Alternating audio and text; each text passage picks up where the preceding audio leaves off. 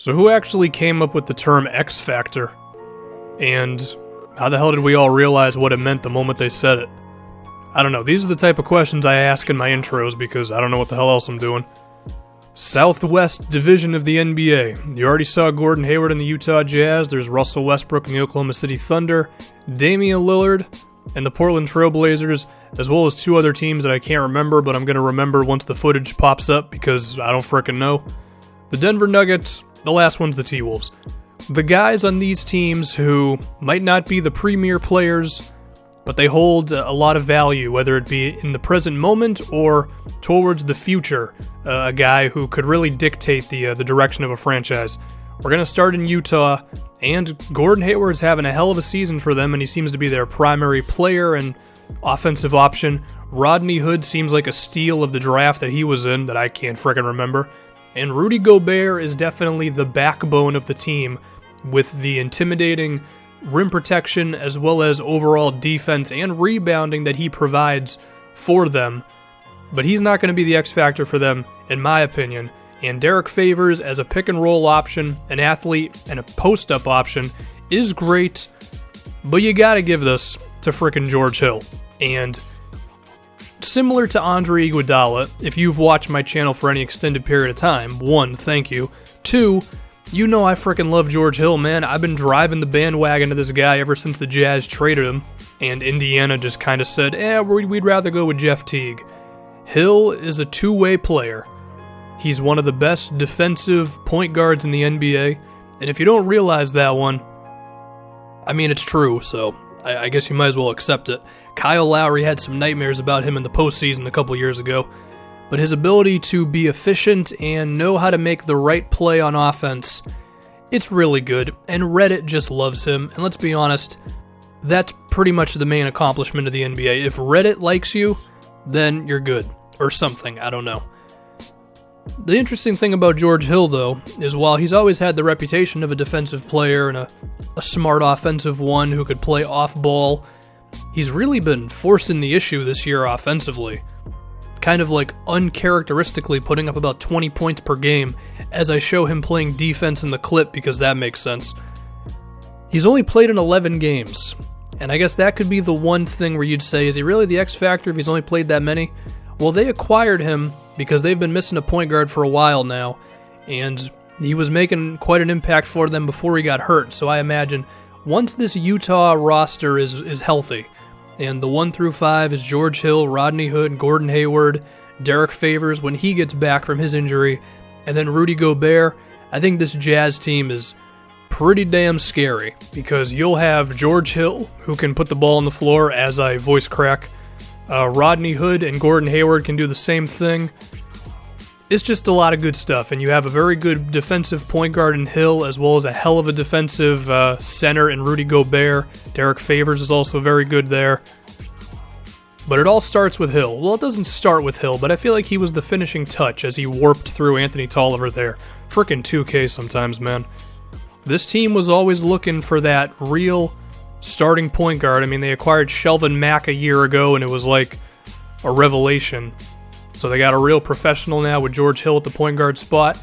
Once this team is healthy, watch out for Utah. They're already pretty good right now, but they can get even better.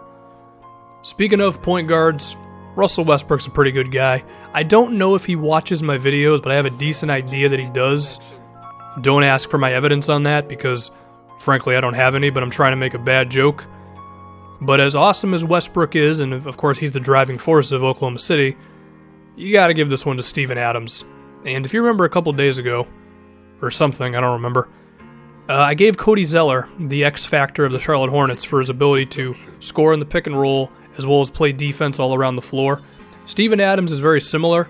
He's just a better version than Cody Zeller in almost every way, because he's a bit bigger, a bit stronger, perhaps not as athletic, but he makes up for it in his strength and his willingness to just body up on guys, get inside, and he's not afraid to draw contact, and he's actually been hitting his free throws this year, which is awesome.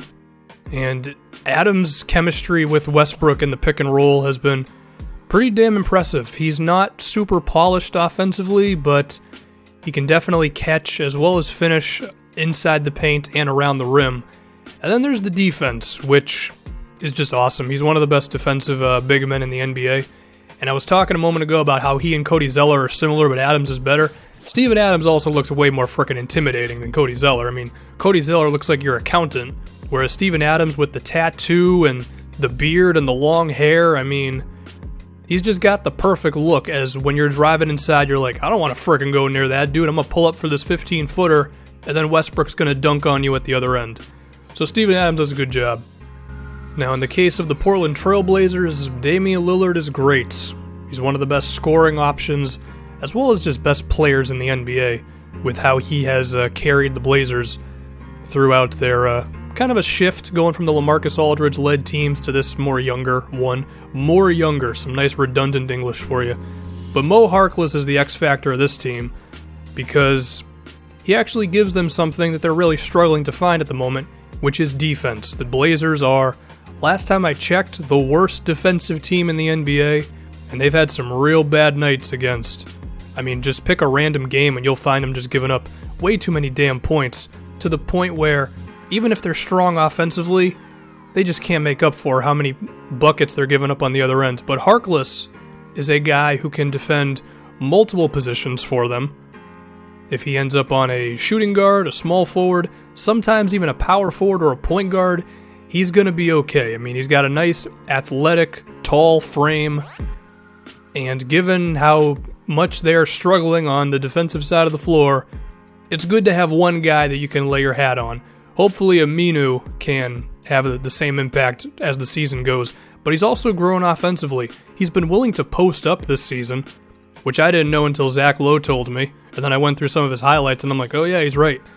He's scoring inside and not afraid to get into the paint, and he can also get his way into there as well. So it's a good look for Mo Maurice. How do you spell his nickname? Is it M-O or M-O-E? I don't know.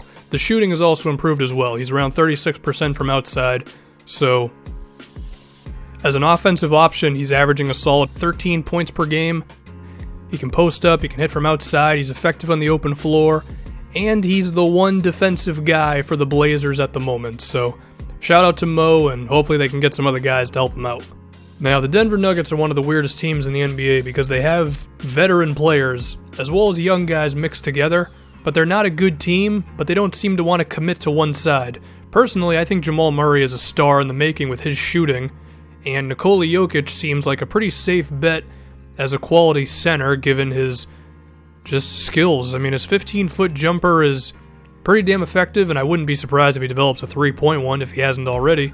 He's also shown some life as a passer, as well as a post-up player, so I think those guys are locks to be good. The X factor is Emmanuel Mudiay.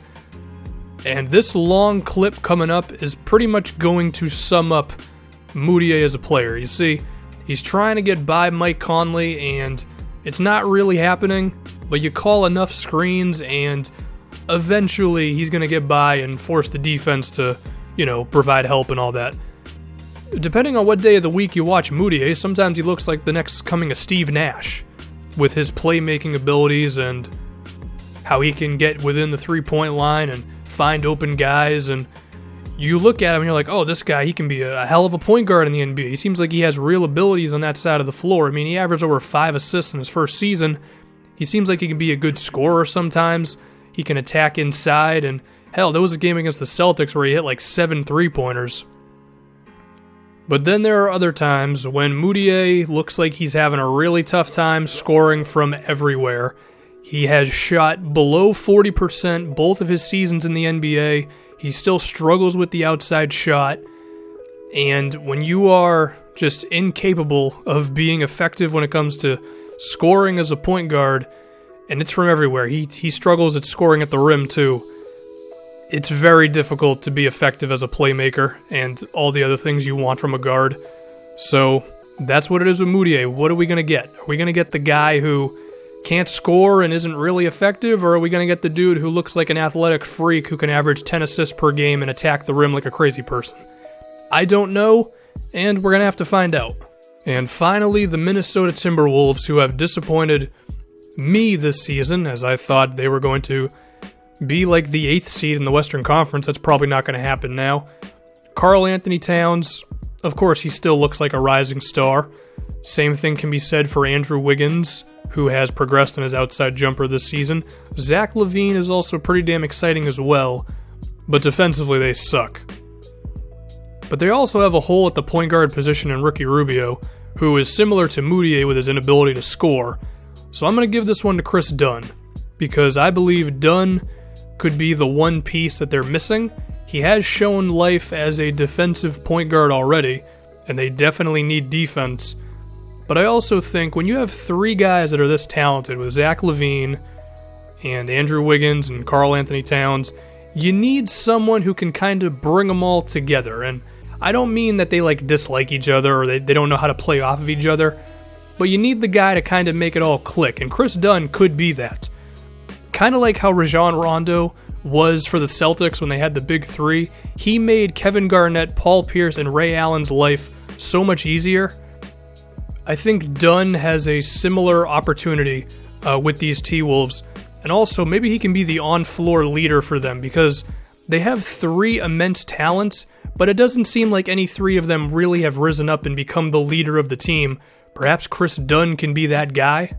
The guy who can yell at Karl Anthony Towns when he messes up on defense, besides Tom Thibodeau? You need those things to win, and part of me believes Chris Dunn can do that with his defense and his talent. And because one thing with Dunn is he's a natural point guard, so if he's attacking inside and then he sees someone open, he's going to be thinking, oh, I got to hit Wiggins or I got to hit LaVine for an open shot. Not to say that Wiggins or Towns or LaVine are selfish players, but it's good to have that one guy who's got the thing in his head that's you know what, Wiggins hasn't gotten the ball in 3 possessions, I got to get it to him right here. I mean, it doesn't seem like Rubio's the answer at point guard, so hopefully Chris Dunn is. So now to sum this thing up, if I can remember who the hell I just talked about, George Hill has been the missing piece for the Utah Jazz. They just all need to get healthy. Steven Adams looks like a guy who you really don't want to attack the paint on. He also makes Russell Westbrook's day much easier. Mo Harkless is just looking around at the Trailblazers going, can someone frickin' play defense on this team besides me? Holy hell. At least he's getting some nice money this year. Emmanuel Moutier looks like Steve Nash one night and then DJ Augustine the next. Who knows where he's going to end up. And then Chris Dunn could be the one guy who can kick the rest of the T-Wolves in the ass and potentially start winning some games.